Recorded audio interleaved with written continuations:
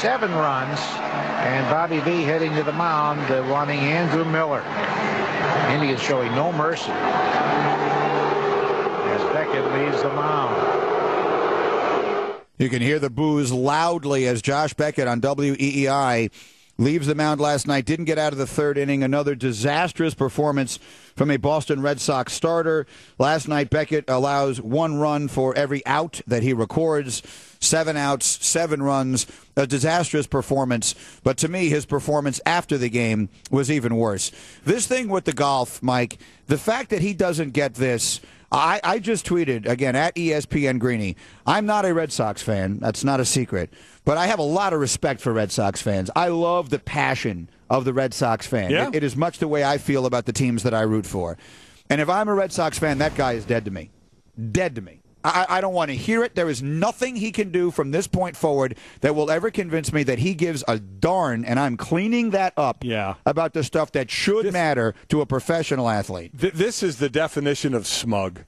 When you hear these responses, just, you know what? I don't care what you people think. I'm doing it my way. This is the way I go about my business. You don't like it, stick it. Well, let's let you hear it. So in case there's anyone who doesn't know what we're talking about, last week in the middle of the week, Bobby Valentine, the manager of the Red Sox, announced that Beckett was going to miss a start. He announced this several days ahead of time because he had tightness in a lat.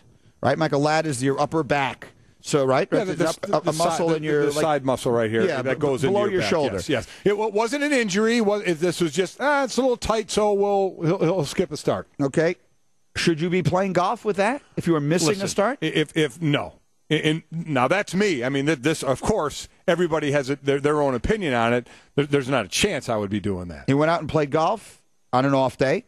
He then didn't want to talk about it, didn't want to hear about it. His teammate Clay Buchholz, who played with him golf, initially denied, refused to speak, refused comment, then later said, well, it's okay, we went and played golf. I don't know why anyone would make such a big deal out of it. Then last night after Beckett gets absolutely obliterated, and I'm not suggesting that had anything to do with the golf, here's a little bit of Beckett afterwards. Josh, what impact, if any, do you think the whole golf thing had in terms of being a distraction?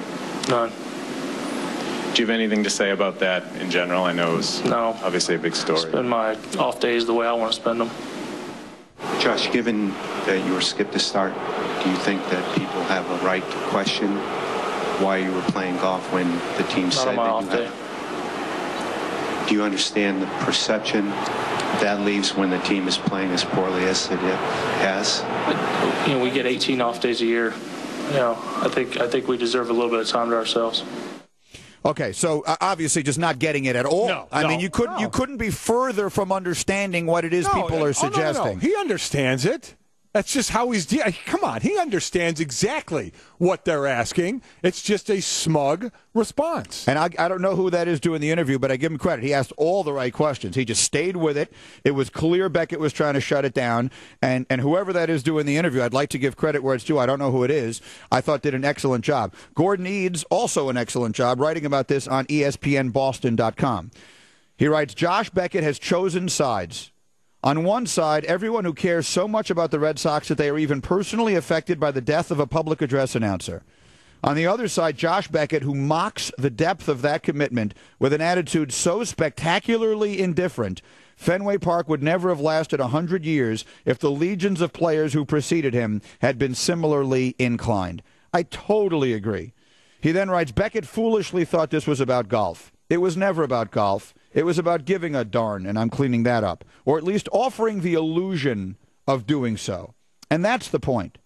He says Thursday night was his first opportunity to explain himself, but that was beneath him. He made it clear it was an affront to his right to privacy for anyone to even question why he would play golf the day after Sox fans were told he was physically unable to perform, or for anyone to ask him in light of how badly the Sox are playing if he even thought of how it might look from the outside. That's very well written by Gordon Eads. And I can't say it any more clearly. That's not my team.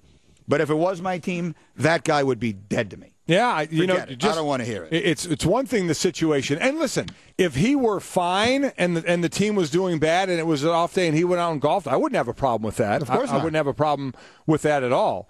But just the way he dealt with it. Again, the word I use is smug. To me, it's just a smug I don't care what you people think. This is how I do my business, and my way or the highway. It's just what I'm doing. By the way, the two questions you heard in there that I complimented were from WEEI's Rob Bradford. I mean, I'm not suggesting it was the greatest interview of all time, but I thought he did a very good job. Yeah. He stayed with it. He asked the questions. Do you understand why people might feel this way? No.